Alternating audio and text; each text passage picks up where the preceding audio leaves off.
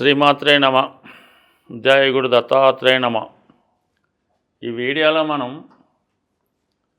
ఉగాది తర్వాత మారుతున్నటువంటి కుజగ్రహం అంటే మనకి సుమారుగా ఏప్రిల్ 2వ తారీఖు నుంచి జూన్ 6వ తారీఖు మధ్యలో సుమారుగా 64 రోజుల పాటు ఈ కుజగ్రహం మనకి కర్కాటక రాశిలో సంచరించడం జరుగుతుంది.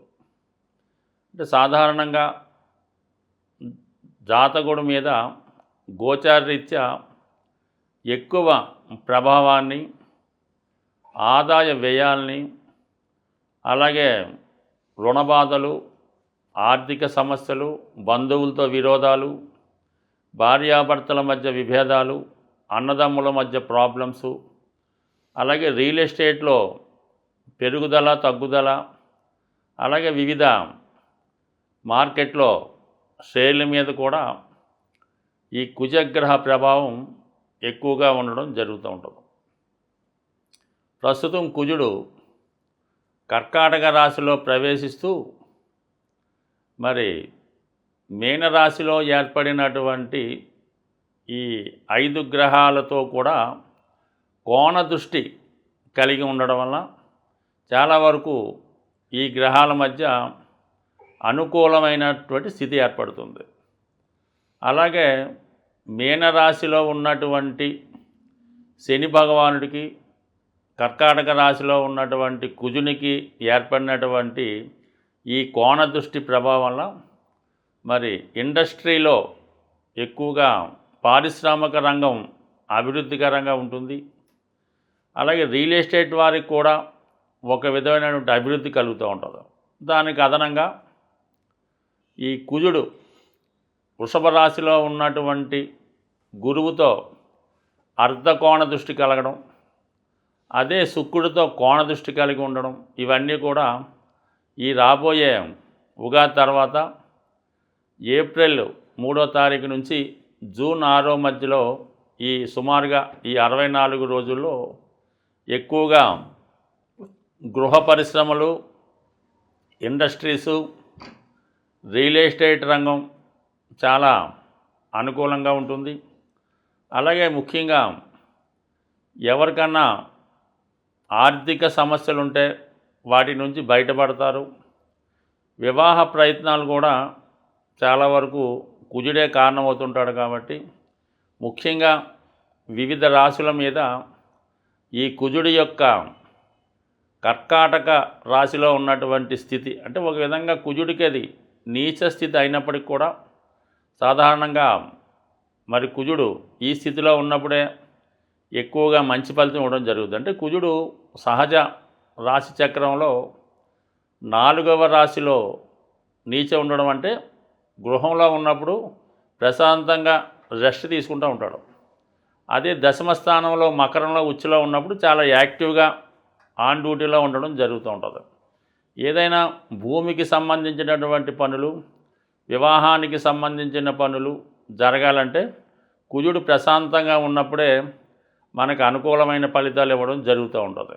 మరి ఈ కుజగ్రహ స్థితి 64 రోజులు మరి ఏ రాశి వారికి ఏ విధంగా ఉంటుంది అన్న విషయాన్ని మనం ఈ వీడియోలో పరిశీలించే ప్రయత్నం చేద్దాం. తులారాశి వారికి ఏప్రిల్ 2 నుంచి జూన్ 6 మధ్యలో సుమారు 64 రోజుల పాటు కర్కాటక రాశిలో సంచారం చేస్తున్నటువంటి కుజగ్రహ ప్రభావం తులారాశి వారి మీద ఏ విధంగా ఉంటుంది అని పరిశీలించినప్పుడు మరి కుజుడు దశమ స్థానంలో దిగ్బలుడై ఉన్నాడు. అంటే దాన్ని బట్టి దశమంలో కుజుడు ఉచ్చులో ఉంటే ఎంత బలంగా ఉంటాడో అంత బలంగా ఉండడం జరిగింది. దాన్ని బట్టి ఏమైందంటే జాతకుడు చాలా కాన్ఫిడెన్స్తో ఏ పనైనా ధైర్యంగా ప్రారంభించడానికి కారణమవుతుంది. అలాగే ఏదైనా ఒక కొత్త పరిశ్రమ స్థాపించాలన్నా, కొత్తగా ఒక రంగంలో ప్రవేశించాలన్నా దానికి కావలసినటువంటి సామర్థ్యం ఈ కుజగ్రహానికి రావడం జరుగుతూ ఉంటుంది. అంటే కుజగ్రహ బలంతో కంప్లీట్గా వీళ్ళు కొత్త వృత్తులు ప్రారంభించడానికి అనుకూలత ఏర్పడుతుంది. అంటే దశమంలో ఉన్నటువంటి కుజుడు చతుర్థ దృష్టితో రాశిని వీక్షిస్తుంటాడు.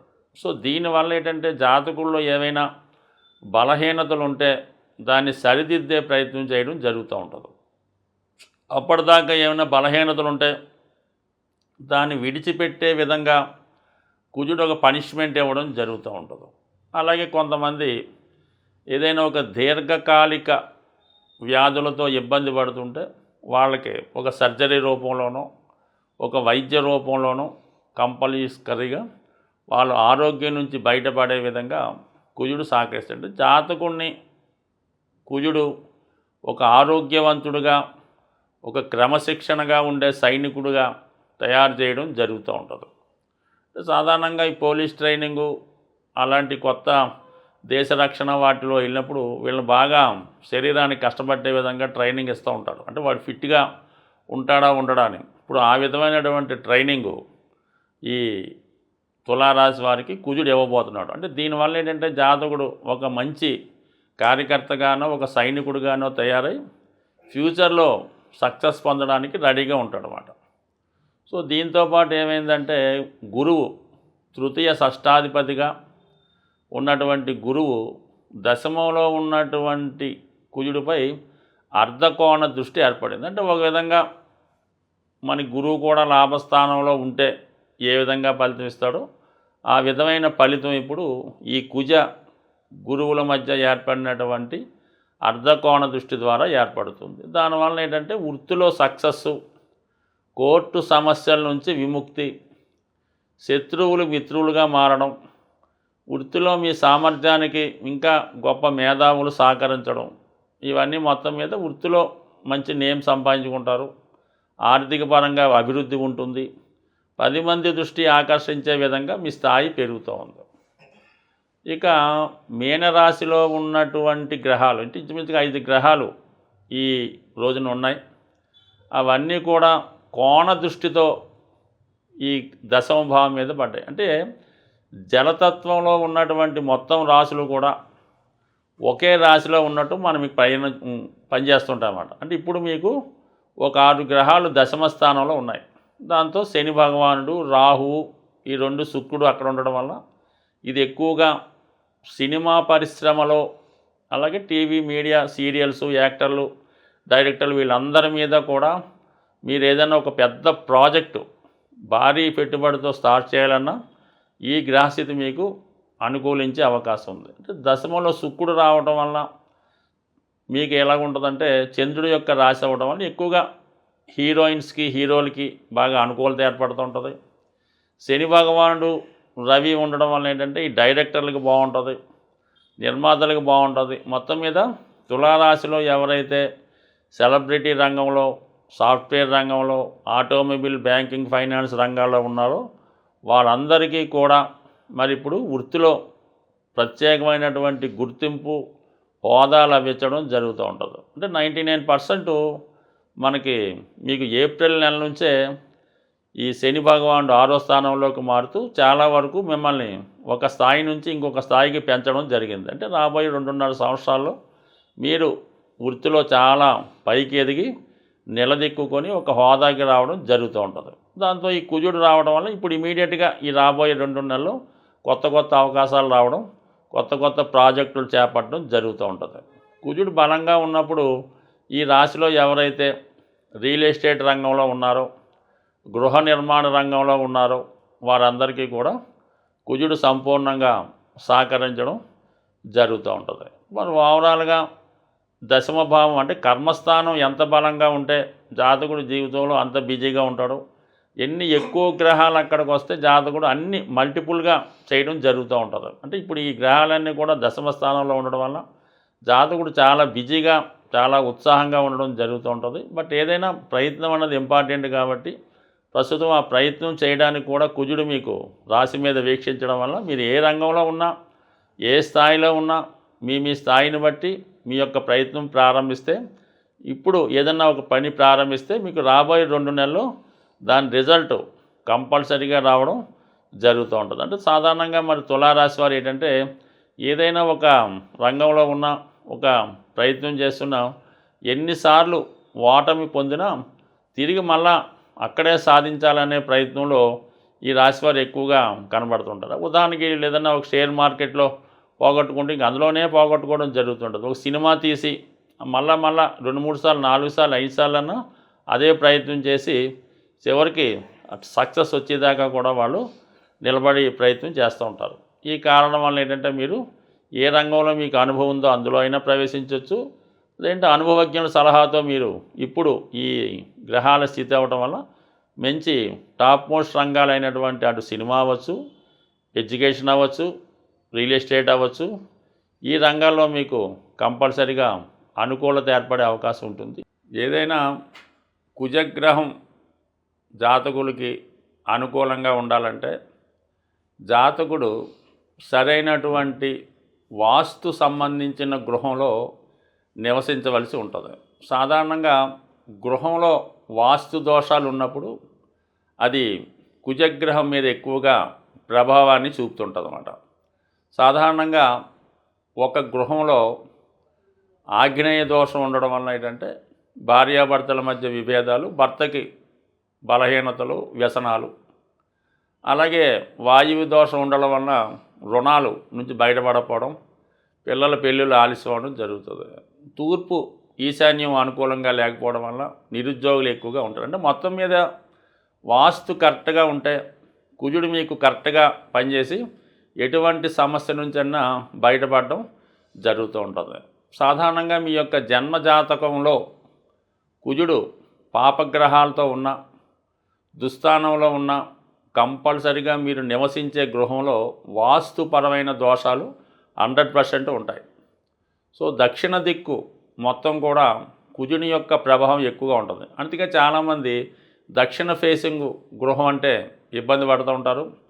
అది కుజుడు వారి రాశిలో వారి యొక్క జన్మజాతకంలో బలంగా ఉంటే దక్షిణమే వాళ్ళకి బాగా రాణించడం కూడా జరుగుతూ ఉంటుంది. బట్ ఏదైనా మీరు ఒక ఆర్థిక సమస్యలో ఇరుక్కున్నా, కోర్టు సమస్యలున్నా, తరచూ యాక్సిడెంట్లు అవుతున్నా, మీ కుటుంబంలో ఒకరికి చాలా వ్యసనాలు ఏర్పడుతున్నా, స్త్రీలకి సరైనటువంటి అనారోగ్య సమస్యలు కానీ, వారికి ఏదో ఒక ప్రాబ్లం రావడం కానీ జరుగుతున్నా, కుటుంబంలో ఎవరూ పని లేకుండా అందరూ నిరుద్యోగులుగా ఉంటూ ఏదో ఒకళ్ళ ఆదాయం మీద ఆధారపడుతున్నా, ఇవన్నీ కూడా కుజగ్రహ ప్రభావం వల్ల ఆ గృహంలో వాస్తు దోషాలు ఉన్నట్టు గమనించవలసి ఉంటుంది. అంటే కేవలం మీరు అద్దింట్లో ఉన్నా ఆ వాస్తు మీ మీద పనిచేస్తుంది. ఒకవేళ మీరు సొంత ఇల్లు ఉన్నా ఆ సొంత ఇంట్లో ఉండకుండా వేరే ఇంట్లో ఉన్నా మీ మీద వాస్తు దోషం అన్నది ఎక్కడికి వెళ్ళినా మీ సొంత గృహం అంటూ ఉంటే, అంటే మీ సొంత గృహం అవ్వచ్చు, మీ తాతగారిది అవ్వచ్చు, తండ్రి గారిది అవ్వచ్చు, ఇవన్నీ కూడా మీ మీద ప్రభావం చూపుతుంటాయి. కాబట్టి ఎక్కువగా మనకు ఒక సమస్య 2-3 సంవత్సరాలైనా పరిష్కారం అవడం లేదు. ఎంత ప్రయత్నం చేసినా దాని నుంచి బయటపడలేకపోతున్నాం. గ్రహాలు మారినా, దశలు మారినా అదే సమస్య ఉందంటే కంపల్సరిగా మీరు నివసిస్తున్నటువంటి గృహంలో వాస్తు దోషం ఉన్నట్టుగా భావించి దాన్ని ఏదో విధంగా సరి చేసుకుంటూ కుజగ్రహ అనుగ్రహం కోసం సుబ్రహ్మణ్య స్వామి ఆరాధన, అలాగే హనుమాన్ ఆరాధన కంపల్సరిగా ప్రతి మంగళవారం మీ ఇష్టదైవాన్ని ఆరాధించడం వల్ల, మంగళవారం నియమంగా ఉండడం వల్ల టెంపరీగా మీ ఉన్నటువంటి వాస్తు దోషాలు పరిహారం అవుతాయి. అలాగే ఈ రుణ సమస్యలు, భార్యాభర్తల మధ్య విభేదాలు, నిరుద్యోగ సమస్యలు కూడా చాలా వరకు ఈ సుబ్రహ్మణ్య స్వామిని కానీ హనుమాన్ కానీ ఆరాధించడం వల్ల పరిహారం అవుతాయి. బట్ ఏదైనా శాశ్వత పరిహారం మాత్రం కంపల్సరిగా ఒక 2-3 సంవత్సరాలుగా ఒకే సమస్య మిమ్మల్ని వేధిస్తుంటే మీ గృహాన్ని కూడా సరి చేసుకుంటే కేవలం మీరు త్వరలోనే ఆ సమస్యలు సాల్వ్ అవడం అనుభవరీత్యా కనబడుతుంది. స్వస్తి.